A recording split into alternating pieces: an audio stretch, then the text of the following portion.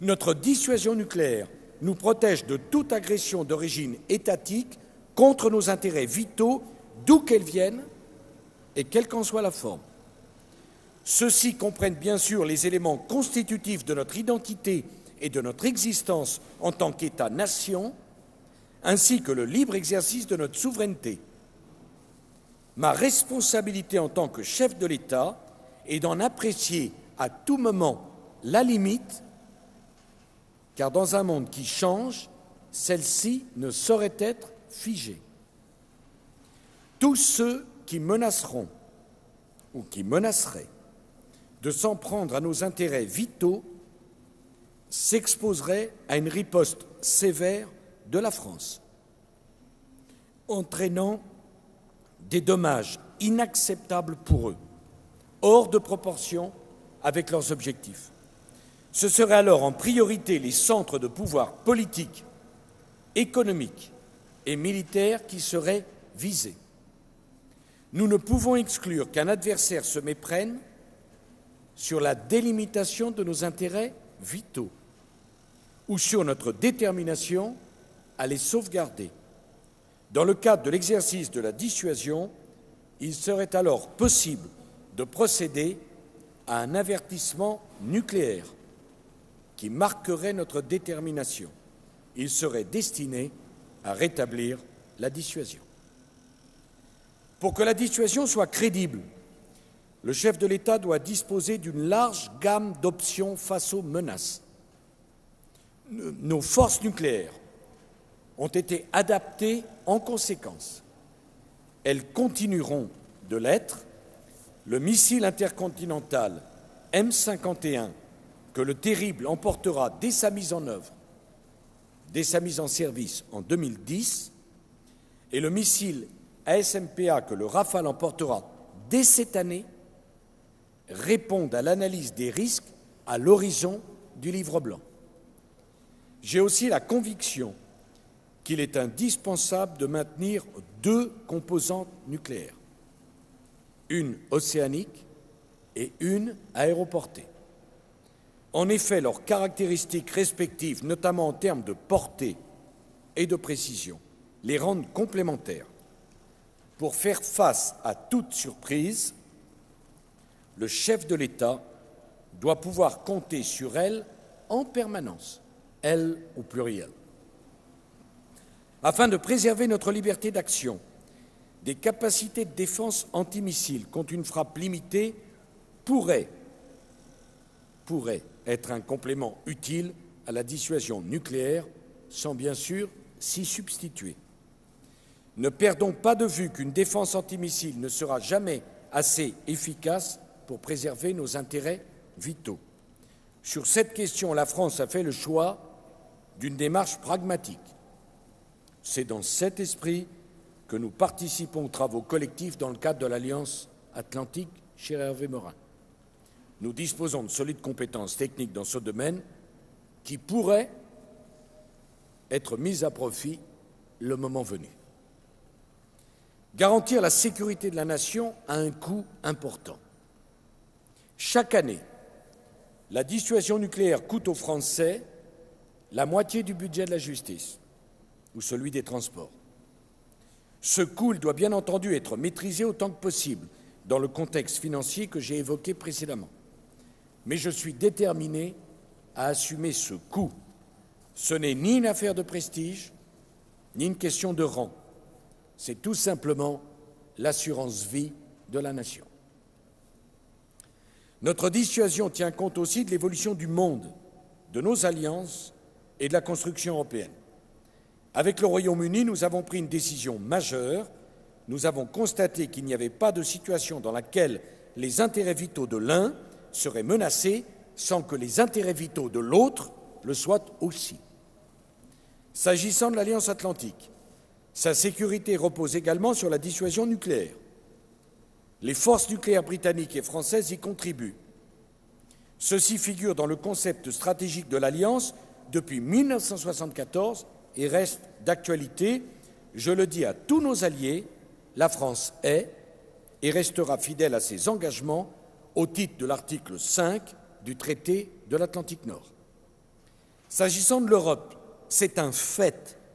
Les forces nucléaires françaises, par leur seule existence, sont un élément clé de sa sécurité.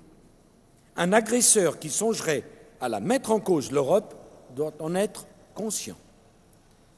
Tirons-en ensemble toutes les conséquences logiques. Je propose d'engager avec ceux de nos partenaires européens qui le souhaiteraient un dialogue ouvert sur le rôle de la dissuasion et sa contribution à notre sécurité commune. Notre engagement pour la sécurité de nos partenaires européens est l'expression naturelle de notre union toujours plus étroite. Le traité de Lisbonne marque à cet égard une avancée historique. Je voudrais maintenant évoquer le désarmement. C'est un sujet que je souhaite aborder avec réalisme et avec lucidité. Quand la sécurité internationale s'améliore, la France en tire les conséquences. Elle l'a fait avec la fin de la guerre froide. Plutôt que de faire des discours et des promesses sans les traduire en actes, la France, elle, agit. Elle respecte ses engagements internationaux, et notamment le traité de non-prolifération nucléaire. Elle a aujourd'hui un bilan exemplaire et unique au monde en matière de désarmement nucléaire. La France, premier État avec le Royaume-Uni à avoir signé et ratifié le traité d'interdiction complète des essais nucléaires.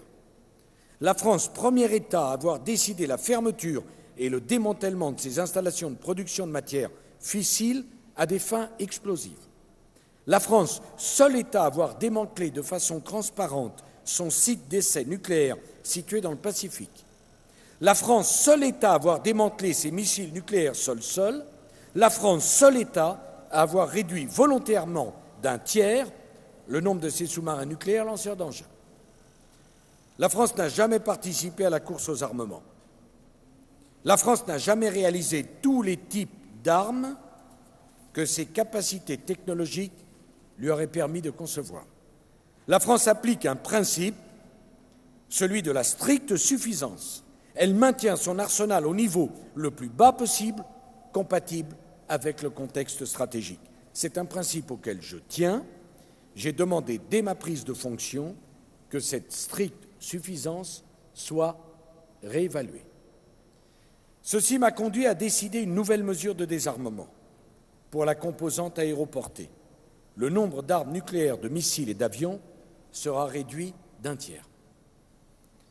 J'ai également décidé que la France pouvait et devait être transparente sur son arsenal nucléaire, comme personne au monde ne l'a encore fait. Après cette réduction, notre arsenal comprendra moins de 300 têtes nucléaires. C'est la moitié du nombre maximum de têtes que nous ayons eues pendant la guerre froide. En donnant cette information, la France est pleinement transparente, car elle n'a aucune autre arme que celle de ses stocks opérationnels. De plus, je confirme qu'aucune de nos armes n'est ciblée contre quiconque. Enfin, j'ai décidé d'inviter des experts internationaux à venir constater le démantèlement de nos installations de production de matières fissiles militaires de Pierre-Latte et de Marcoule. Mais ne soyons pas naïfs. La base même de la sécurité collective et du désarmement, c'est la réciprocité. Aujourd'hui, dans le monde, 8 États ont déclaré avoir effectué des essais nucléaires. Eh bien, je propose à la communauté internationale un plan d'action sur lequel j'appelle les puissances nucléaires à s'engager résolument d'ici à la conférence du TNP en 2010. J'invite ainsi tous les pays à ratifier le traité d'interdiction complète des essais nucléaires, à commencer par la Chine et les États-Unis qui l'ont signé en 1996. Il est temps de le ratifier. J'engage les puissances nucléaires à démanteler tous leurs sites d'essais nucléaires de manière transparente et ouverte à la communauté internationale. Je propose de lancer sans délai la négociation sur un traité d'interdiction de production de matières fissiles pour les armes nucléaires et de mettre en place un moratoire immédiat sur la production de ces matières. J'invite les 5 puissances nucléaires reconnues par le traité de non-prolifération nucléaire à s'entendre sur des mesures de transparence. Je propose l'ouverture de négociations sur un traité interdisant les missiles sol-sol de portée courte et intermédiaire. Je demande à tous d'adhérer et de mettre en œuvre le code de conduite de La Haye contre la prolifération des missiles balistiques, comme l'a fait la France. En parallèle, c'est dans tous les autres domaines du désarmement que la communauté internationale doit se mobiliser. Là aussi, la France apportera sa contribution. Mesdames et messieurs, je suis venu pour adresser à la nation un message simple. Sa sécurité sera assurée face aux menaces du monde. Et la France jouera tout son rôle pour la défense de la paix et de ses valeurs. Je veux que la France ait une ambition digne de son histoire. Ceci impose d'être lucide sur les réalités et les choix stratégiques. Ceci impose d'avoir le courage de prendre les décisions nécessaires. Vous pouvez compter sur moi pour le faire. Par-dessus tout, ceci impose d'être clair et d'être ferme sur l'essentiel. Et l'essentiel, c'est la sauvegarde des intérêts vitaux de la France. Je m'en porte ici, à Cherbourg, le garant. La France ne baissera pas la garde. Je vous remercie.